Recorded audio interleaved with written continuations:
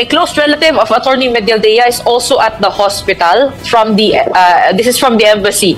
He went to the ICC detention center early this morning, March 18. Bumaba na din yung adrenaline niya. Siyempre, may adrenaline niya. Yung mga bilis po ng mga pangyayari. Unti-unti kang sisingilin ng ano yan ng katawan mo, pagod mo, hindi natutulog, wala pong tulog todits. Kaya pala kanina, nung tinanong natin si Attorney Harry Roque kung ano nangyari, sabi niya, ang alam ko lang, there was a wheelchair and there was an ambulance. So may close relative siya, di pa natin sigurado kung sino yan.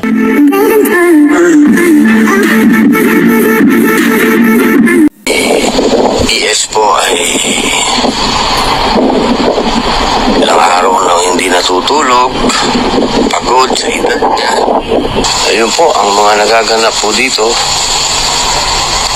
Pagdasal po natin ng mabilis na pag-ayos ng kalusugan po ni ES Salvador Medialdea. Opo. Siyempre po yan po ang best friend ng ating dating Pangulo. Napakahirap po siguro kasi siya po ang nakakakita kay Mayor araw-araw. Siya po ang merong permisong pumasok. Kaya po tayo po yung nakikibalita sa kanya.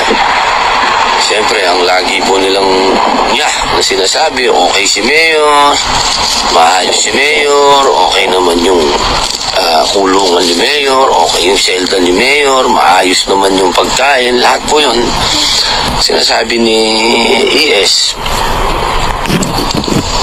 Pero iba naman yung sinasabi ng katawan niya. Medyo, siyempre, emosyonal ho yan Iba yung pag tumama sa yung emosyon, mahirap na depression yan. Kahit anong sabihin po natin ganda ng facility ng detention center na to, bilang isang nakakulong po sa New Bilibid Prison, hindi pinag-uusapan po dyan yung sarap siyempre kasama po yun yung maayos. Maayos. Kung sa maayos. Opo, pero yung pagkakasadlak, pagkakakulong, sa ibang bansa, at ganito pa ngayong kahigpit sa isang 80 anyos na matanda na may sakit, siguro po medyo kahit na sinong kaibigan maapektuhan ka. Kaya ganyan po siguro ang nangyari kay ES. Tinamaan na rin ng siyempre yung nangyari kay Mayor.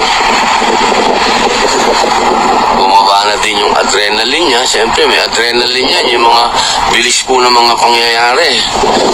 Unti-unti kang sisingilin ng ano yan ng katawan mo, pagod mo, hindi natutulog, wala pong tulog todits. Kailangan po kumilos mabilis ang mga kilos nila. Hindi nga po natin sila iniistorbo sa kanilang mga aksyones. Nakasuporta lang po tayo dahil talagang ang aksyon po nila dito talagang mabilisan. Opo, iba po ang ano din dito takbuhan Iba sana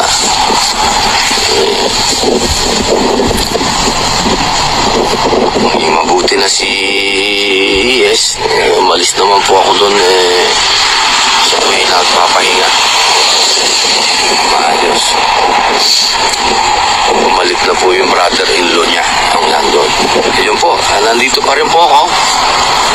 Inaantay po natin kung mapagbibigyan po tayo ngayong araw na to na makapasok.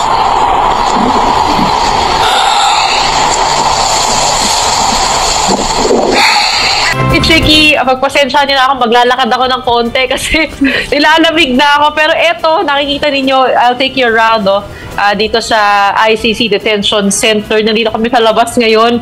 At ako nakikita niyo dito sa aking kanan, nandiyan si Senator Robin Padilla, nag-aantay.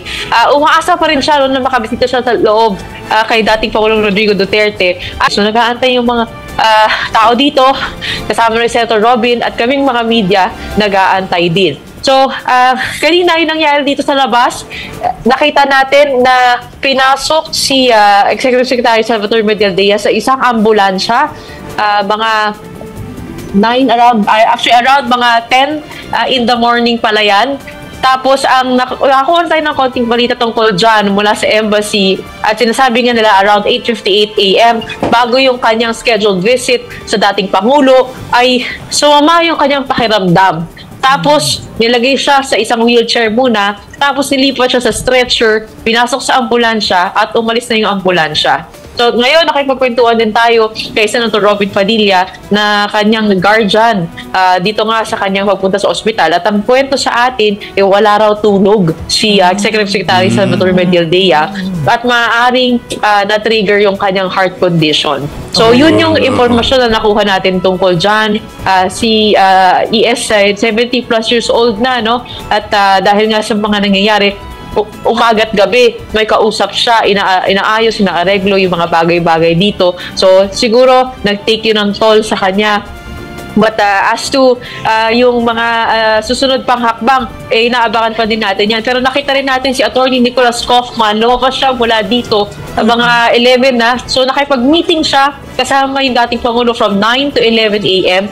2 hours yung binigay sa kanya. At sinabi niya sa atin that they are prepared to make the best defense possible. Kumpiyansa sila sa kaso ni dating Pangulo. And ang goal nila is to get an acquittal at the earliest stages. So, tinanong natin kung balak ba nilang questionin yung arrest warrant, yung pag-serve ng arrest warrant. At ang sabi niya, he was denied of all rights in the Philippines. Hindi man lang daw binigyan ng pagkakataon na i-contest yung arrest sa kanya. So, ayaw pa niya mabigyan na yung pang detalye dahil medyo maaga pa raw, pero pinagpaplanuhan na nga nila yung best defense possible para sa dating Pangulo. Oo. Gretch, kanina yung nangyari lang kay ES Medialdea. Balikan ko lang. Kasi sabi niya, a close relative of Attorney Medialdea is also at the hospital from the this is from the embassy.